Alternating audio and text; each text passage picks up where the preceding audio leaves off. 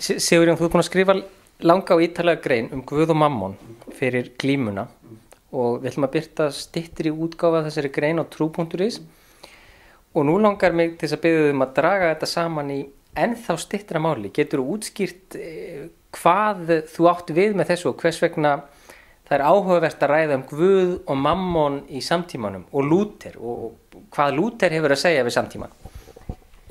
Ég skrifaði þessa grein eiginlega fyrir ári síðan og var þá í Þýskalandi og þá var þessu umræði mikið fjármálin og slíkt og þá vildi ég gjarnan vita hvað Lúther segir þetta og þá taka fyrir hugtakið mammon og leitaði í ritum hans og las á staði þar sem hugtakið mammon kom fyrir.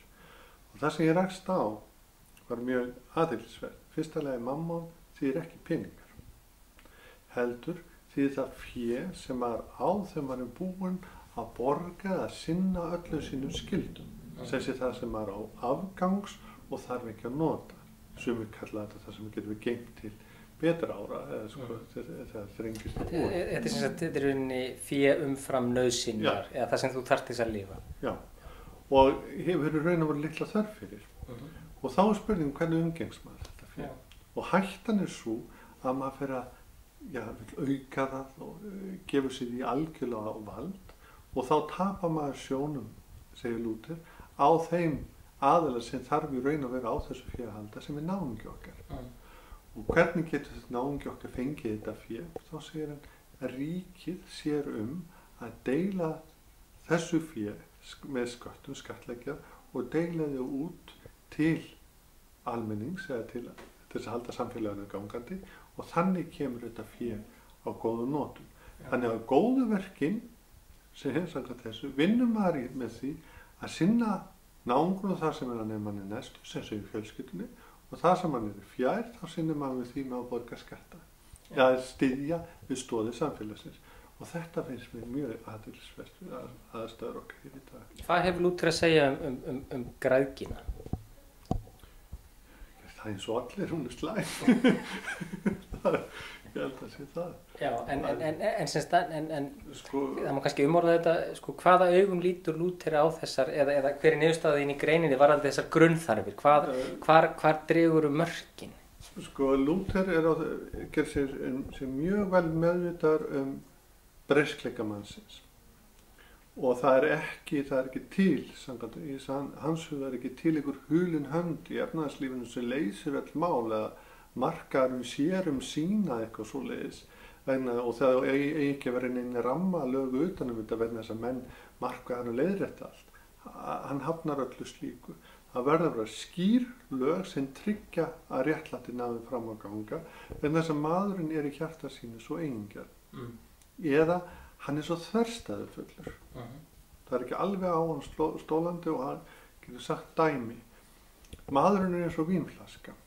Ef hann fær að standa kjur í góðu umhverfi þar sem löggjöfin er skýr og svoleiðis, þá sest gruggið á botnin og fer ekki upp.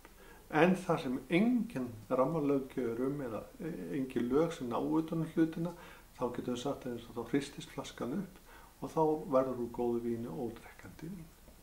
Þá séum við að þetta er hlutverk að þjóðfélagi verður að hafa fasta strúktúr og það er kannski það vandi sem við stöndum frammi fyrir í dag og erum að horfast í augu við að það vantar þessa strúktúra þess vegna geta menn sagt ég ger ekkert af mér ef þess að engin lög til sem náðu yfir. Hvað með samspilið á milli hins veraldlega og hins trúarlega í þessu samhengi? Hvert er hlutverk kirkjunnar til að mynda? Því nú gefum okkur að það er ríkisvaldið sem setur þessi lög en hvert er hlutverk kirkjunnar andspænis þessu? Ríkisins er raun og veru að tryggja ytri umgjörð samfélagsins. Þess vegna ríkir einkarétt á valdbeitingu maður getur sagt og sverðið sem við talaðum Lúther valdið, það er raun og veru ekki veraldlegt. Sverðið er eiginlega löggjöfin og ef maður brýtur af sér gagnvart lögum þá er refsingin fésettur. Hlutur kirkjunnar að hugga hrelda sálir. Að styrkja sjálfsmynd eða brotna sjálfsmynd mannsins. Að koma til skila að Guð hefur gengist við manninum þannig að hann getur gengist við sjálfum sér og náungunum. Þetta er boðskapur hennar. Og ef maður heldur sér til þessu mammon og er að halda sér við verk og ýmislegt svo leiðist þess að fá örugga sjálfsmynd, þá brotnar hann. Fötin skapa ekki manni. Maður er meira en fötin. Og það er í raun og veru það sem kirkjan á að halda að fólki. Við notum sko, náunginn þarfnast verkana, hann þarfnast á hans í sinna, það sé réttlæti, friður og annað í samfélaginu. En við huggum að styrkjum mannin með fagnaðarerindinu, með fyrirgefningu og náð og slík, og þetta er það sem er hlutur kirkjuna að greina hér á milli. En það vill alltaf ruglast.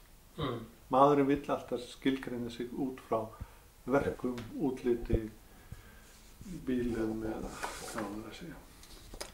Ytri umgjörð. Ytri umgjörð. Akkurat.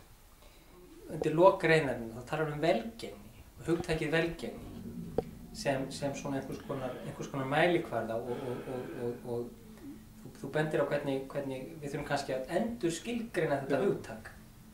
Það er sko blessun í Gamla testamentinu, þá eru menn ríkir og Abraham var mjög ríkur, hann átti nokkra rollur, þetta var ekki það mikið, en það er maður sem lifði í samhljóma við umhverfið sitt. Þannig að velgengni er eitthvað í vinnu, það með gangi vel í vinnu, líka velgengni í sambúð við maka sinn, líka við, til dæmis við vini, í tómstundum og ýmislega svona, það sem blessun, það sem lífið heppnast, það er velgengni. Og þessa velgengni má ekki einskorða bara við eitthvað það sem er sko hægt að borga fyrir. Þegar maður fær borga fyrir, heldur er þetta hvað getum við sagt, heppnað líf. Þú veist að, og þetta, það er ekki það að þetta er raun og veru afstæða til lífsins sem mótast að þakklæti fyrir það sem maður hefur. Í staðinn fyrir endalausa þrá eftir því sem maður getur ekki náð. Og virða þau mörk og þá blessun sem maður hefur innan þeirra merka sem maður hefur þó. Það er þetta er svona viss gangan í lífi í þakklæti og nýta það sem maður hefur.